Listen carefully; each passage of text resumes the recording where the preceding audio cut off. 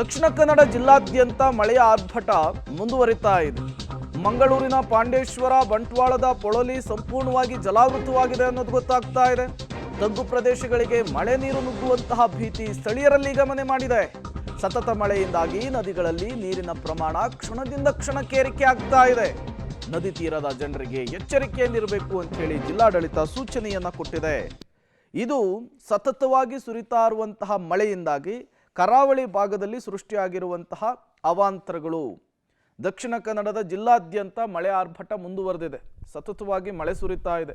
ಮಂಗಳೂರಿನ ಪಾಂಡೇಶ್ವರ, ಬಂಟ್ವಾಳದ ಪೊಳಲಿಯ ಪರಿಸ್ಥಿತಿಯನ್ನು ನೀವು ಸ್ಕ್ರೀನ್ ಮೇಲೆ ಗಮನಿಸ್ತಾ ಇದ್ದೀರಿ.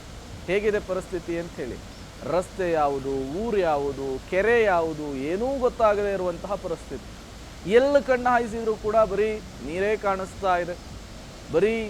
ಕಾಣಿಸ್ತಾ ಇದೆ. ಹಾಗಾಗಿ ಜನಜೀವನ ಸಂಪೂರ್ಣವಾಗಿ ಅಸ್ತವ್ಯಸ್ತವಾಗಿ ಹೋಗ್ಬಿಟ್ಟಿದೆ.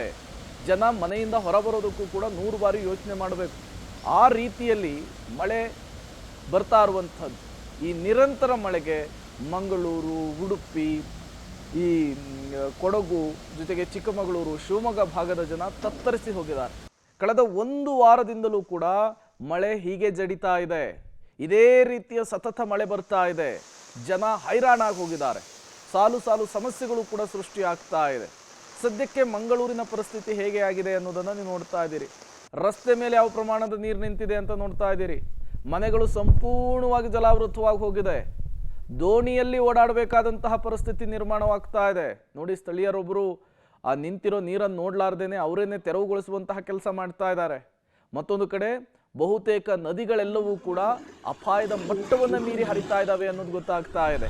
ಹಾಗಾಗಿ ಜಿಲ್ಲಾಡಳಿತ ಖಡಕ್ ಎಚ್ಚರಿಕೆಯನ್ನು ಕೊಟ್ಟಿದೆ. ನದಿ ಪಾತ್ರಕ್ಕೆ ಯಾರು ಕೂಡ ಹೋಗಬೇಡಿ, ಎಚ್ಚರಿಕೆಯಿಂದಿರಿ. ಮೀನುಗಾರಿಕೆಗೆ ಯಾವುದೇ ಕಾರಣಕ್ಕೂ ಹೋಗಬೇಡಿ ಅನ್ನುವಂತಹ ಸೂಚನೆಯನ್ನು ಪಾಸ್ ಮಾಡಿದೆ. ಮತ್ತಷ್ಟು ಡೀಟೇಲ್ಸ್ ಕೊಡ್ತಾರೆ ನಮ್ಮ ಪ್ರತಿನಿಧಿ ಸುಕ್ಪಾಲ್. ದೂರವಾಣಿ ಸಂಪರ್ಕದಲ್ಲಿ ಜಾಯಿನ್ ಆಗಿದ್ದಾರೆ. ಸುಕ್ಪಾಲ್, ಮಂಗಳೂರಿನಲ್ಲಿ ಮಳೆ ಆರ್ಭಟ ನಿಲ್ಲೋ ಹಂಗೆ ಕಾಣಿಸ್ತಾ ಇಲ್ಲ. ಹೇಗೆ ಬರ್ತಾ ಇದೆ ಮಳೆ? ಏನೆಲ್ಲ ಅವಾಂತರಗಳಿಗೆ ಕಾರಣ ಆಗ್ತಾ ಇದೆ ಮಳೆ ಅಂತ ಹೇಳಿ?